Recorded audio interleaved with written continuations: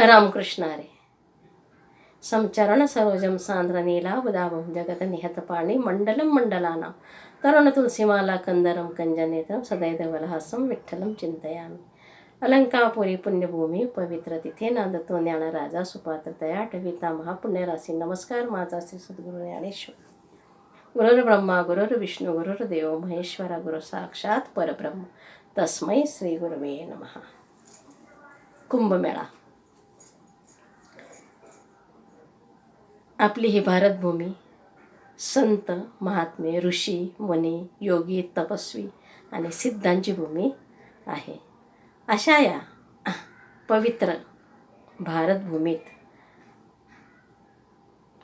अनादिकालापासून कुंभमेळ्याची परंपरा अखंडितपणे चालू आहे. आपली ही भारतभूमी ही सर्व जगासाठी मोक्षभूमी आहे. आपल्या भारतामध्ये 4 ठिकाणी कुंभमेळा भरतो. नाशिक, उज्जैन, हरिद्वार आणि प्रयागराज. जगाचे आद्य वाङ्मय वेदांमध्ये आणि त्याच्यानंतरच्या भारतीय ग्रंथामध्ये कुंभमेळ्याचं महत्त्व आहे. 12 राशीला 12 कुंभमेळे असले तरी ऋग्वेदामध्ये च्या पहिल्या मंडळात, यजुर्वेदाच्या 4थ्या खंडात आणि अथर्ववेदाच्या 4थ्या कांडात आणि यजुर्वेदाच्या 19व्या अध्यायामध्ये या कुंभमेळ्याचं वर्णन आलेलं आहे. ह्या कुंभमेळ्यामध्ये स्नानाला आणि दानाला अत्यंत महत्त्व आहे. म्हणून या कुंभमेळ्यात स्नान आणि दान करावे असं वेदांनी सांगितलेलं आहे. 4 ठिकाणी 12 वर्षांनी जरी कुंभमेळा येत असला तरी जेव्हा गुरु हा कुंभ राशीत आणि सूर्य हा मेष राशीत जातो तेव्हा हरिद्वार येथे कुंभमेळा भरतो. जेव्हा गुरु हा मेष राशीमध्ये आणि सूर्य हा मकर राशीमध्ये असतो तेव्हा प्रयागराज येथे कुंभमेळा भरतो. गुरु मेष राशीचा आणि सूर्य सिंह राशीचा असल्यावर हरिद्वार येथे कुंभमेळा भरतो, उज्जैन येथे कुंभमेळा भरतो. आणि गुरु ही सिंह राशीचा आणि सूर्य ही सिंह राशीचा असल्यावर नाशिक येथे कुंभमेळा भरतो. त्याला सिंहस्थ पर्व असं म्हणतात. सिंहस्थ कुंभमेळा असं म्हणतात. कारण असं मानलं जातं की सर्वप्रथम अमृताचे बिंदू नाशिक येथे पडले आणि त्याच्यानंतर इतर 3 ठिकाणी पडले.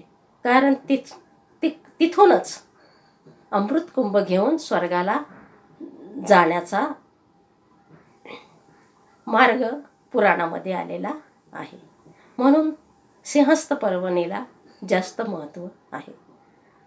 म्हणजे ज्या ज्या राशीमध्ये गुरु असताना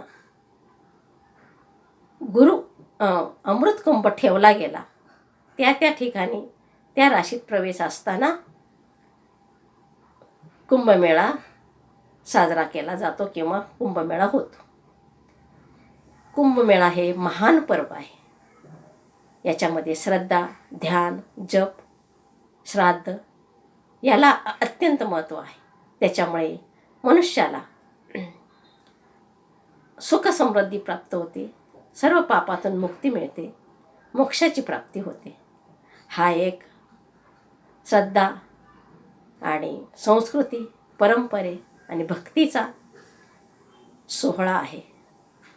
कुंभमेळा हा शाश्वत आध्यात्मिक वारशाचं प्रतीक आहे. याचा उल्लेख विष्णुपुराण, मत्स्यपुराण, रामायण आणि महाभारतामध्ये सुद्धा आढळतो. कुंभ म्हणजे घट, घडा, कलश हा एक अमृताने भरलेला पवित्र असा कलश आहे. मानवाच्या देहाला हे मानव शरीर हे कुंभाचं प्रतीक मानलं गेलं आहे.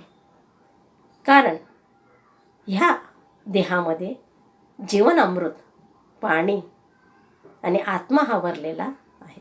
म्हणून शरीराला पार्थिव म्हणलं आहे. आपलं शरीर हे पंचतत्वापासून निर्माण झालेलं आहे आणि पृथ्वीत प्रधान तत्व असल्यामुळे याला पार्थिव म्हणतात. अशा या कुंभाच्या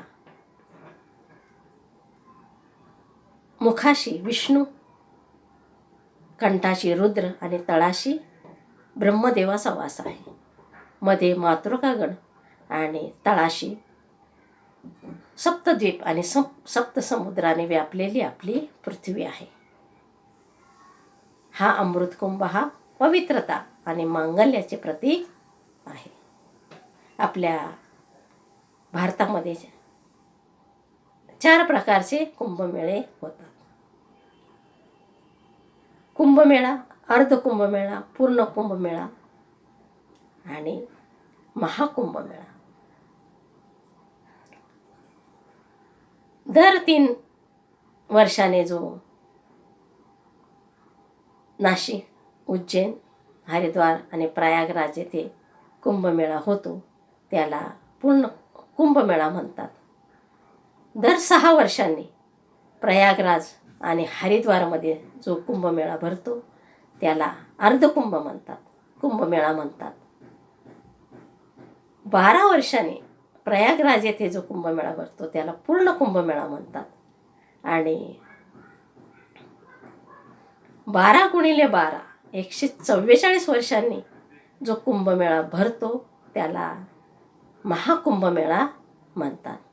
असा हा महाकुंभमेळा यावर्षी म्हणजे 2025 मध्ये उत्तर प्रदेश प्रयागराज त्रिवेणी संगम, गंगा, यमुना आणि सरस्वतीच्या संगमावर 13 जानेवारी 2025 पौष पौर्णिमा सोमवार पासून शंखध्वनीने याचा प्रारंभ झालेला आहे.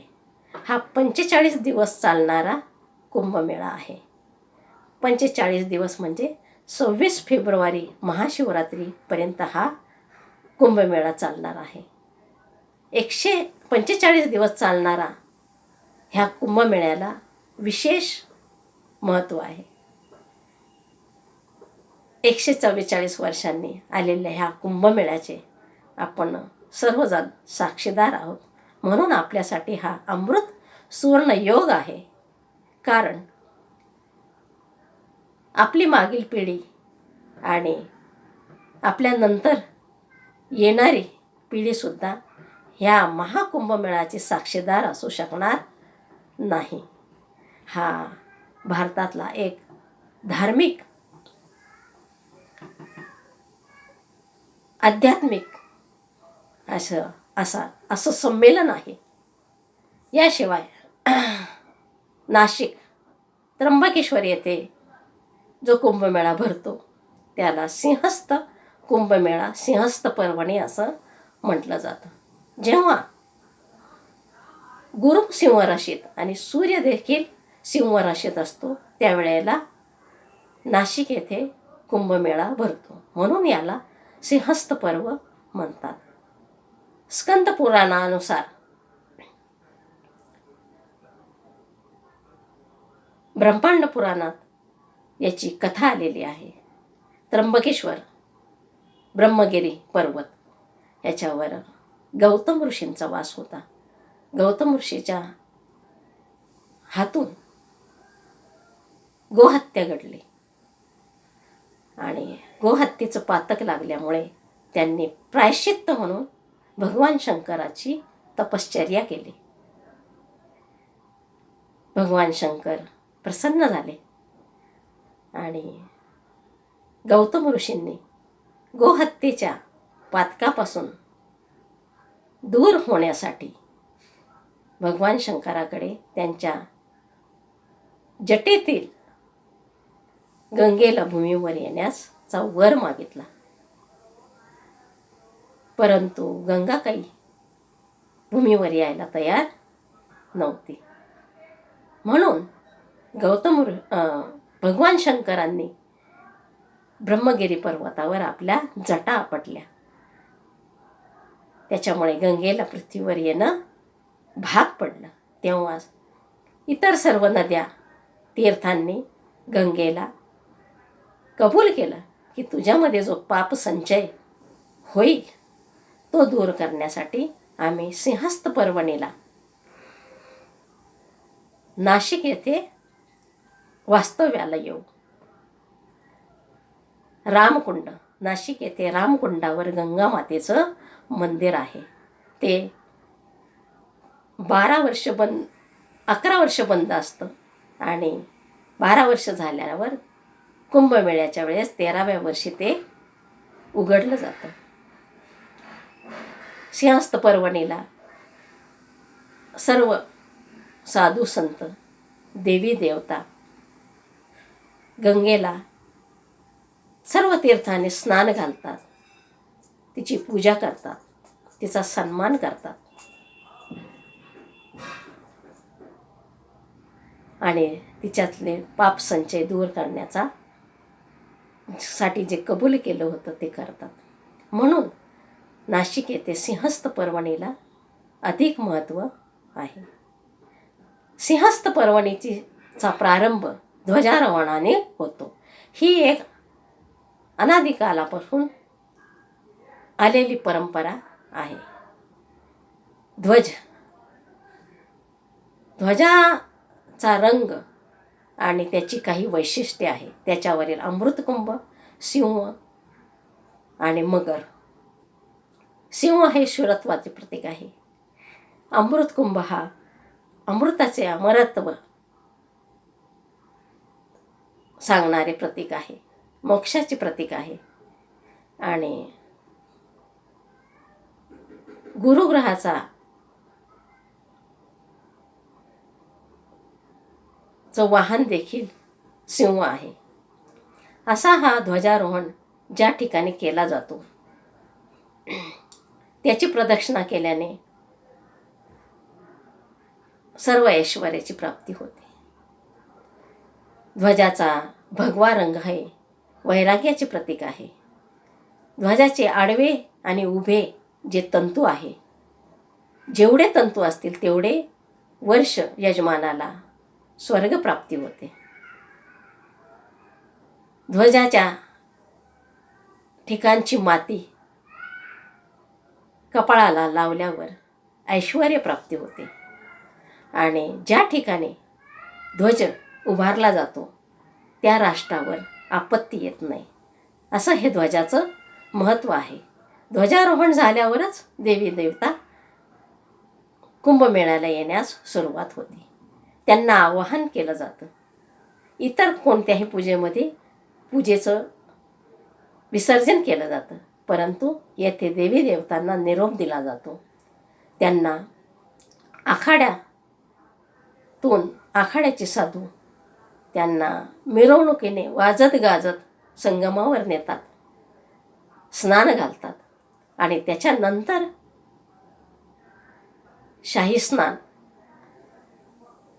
देवी देवतांचा प्रसाद म्हणून शाही स्नान साधू करतात आणि त्याच्यानंतर भक्तिभावाने भाविक स्नान करतात. आपल्या भारतीय आखाडा परिषदेप्रमाणे 13 आखाडे आहेत. त्याच्यातले 10 शिवभक्तांचे आणि 3 विष्णू भक्तांचे आहे. दिगंबर, निर्मोही आणि निर्वाणी. संगमावर प्रथम स्थान कोणाचे याच्यावरून संघर्ष झाल्यामुळे आता दोन्हीही आखाडे वेगवेगळ्या तीरावर स्नान करतात. नागा साधू एक विशेष आकर्षण आहे कुंभमेळ्याचं. नागा साधू अद्भुत असं त्यांचं जीवन आहे, आध्यात्मिक जीवन आहे. त्यांच्या जीवनाचा प्रारंभ हा स्वतःचा, आपल्या नातेवाईकांचा, परिवाराचा शेवट करूनच होते. ते जिवंतपणेच आपलं पिंडदान आणि आपल्या मागील 14 पिढ्यांचं पिंडदान करून सगळा हिशोब चुकता करतात. त्याच्यानंतर संगमावर स्नान करून ते 12 वर्ष तपश्चर्येला निघून जातात. पहिली भिक्षा ते आपल्या घरीच आपली ओळख न दाखवतात मागतात.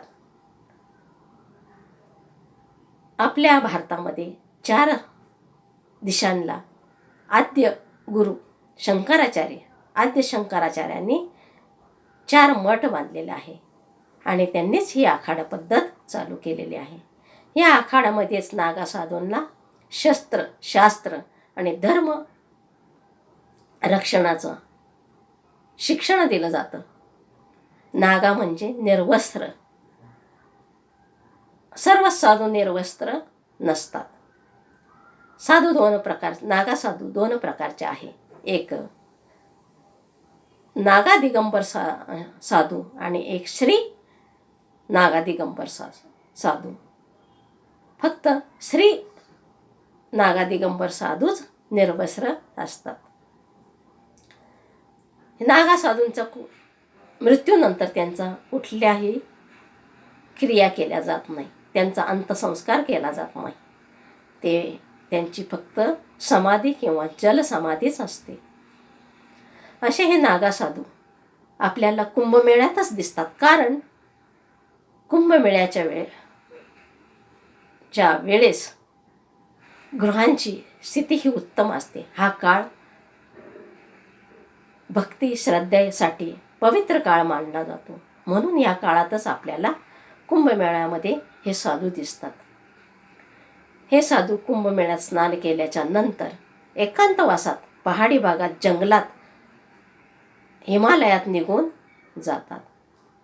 कुंभमेळ्यामध्ये संगमामध्ये जरी 100 साधू स्नान करण्यास गेले तरी पण 60-70 साधू बाहेर येतात. हे एक अद्भुत रहस्य आहेत कुंभमेळ्याचे.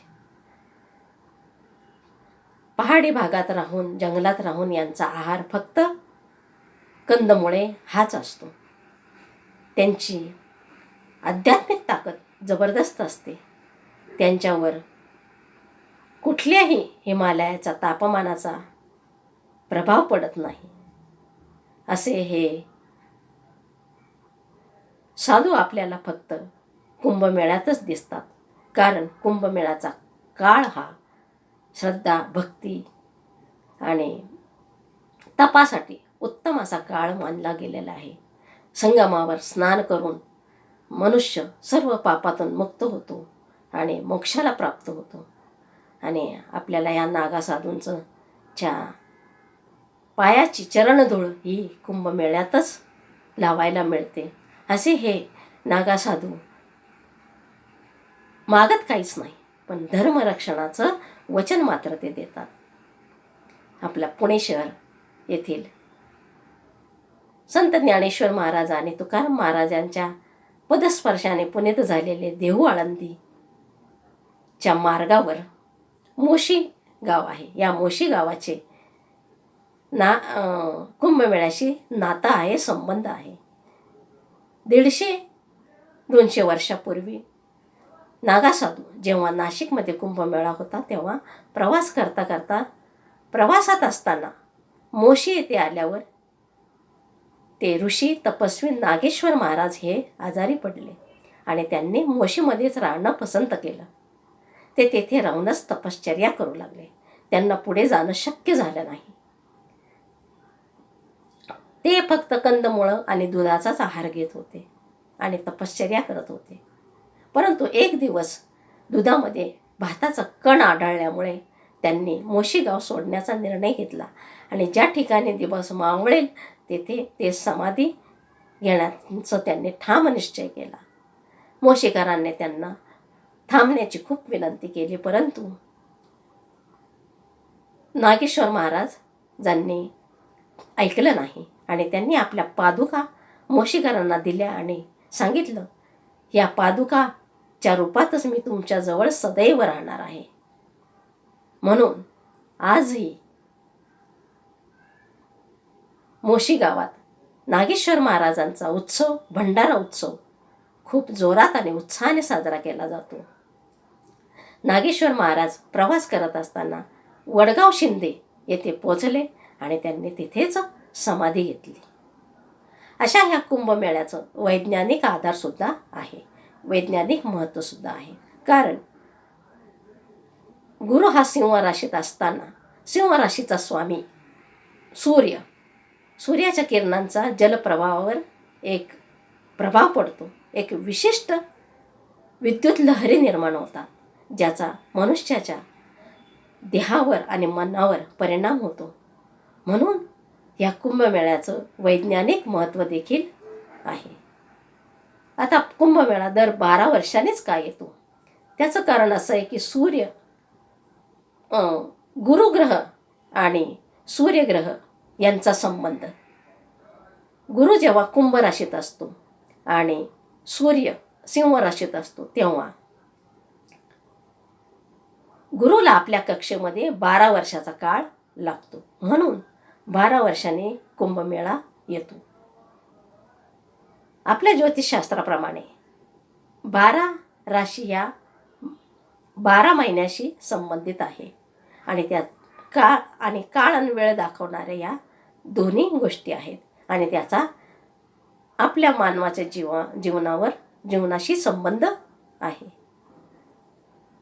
12 वर्षाच्या काळाचं चक्र एक मानवी जीवनामध्ये एक परिवर्तन, एक ऊर्जा उत्पन्न करतं.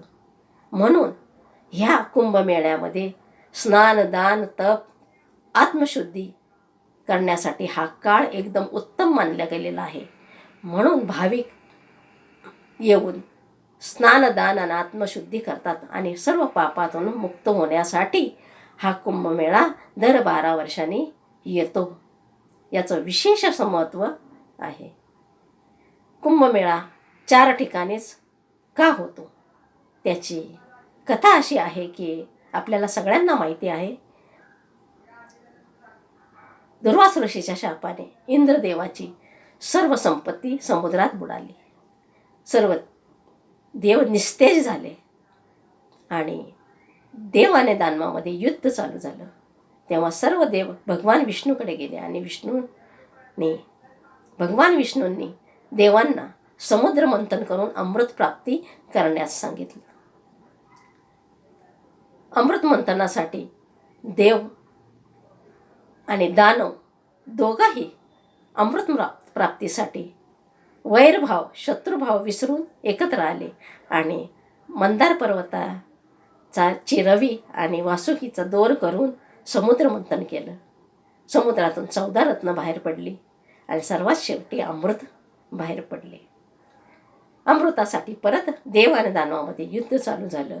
सूर्य, चंद्र, गुरु आणि इंद्राचा पुत्र जयंत यांना अमृत कुंभ रक्षणाची जबाबदारी दिली होती. परंतु युद्ध चालू असताना त्या अमृत कुंभाचे थेंब ज्या विशिष्ट ग्रहस्थितीला ज्या ठिकाणी पडले तेथे कुंभमेळा साजरा होतो, कुंभमेळा भरतो.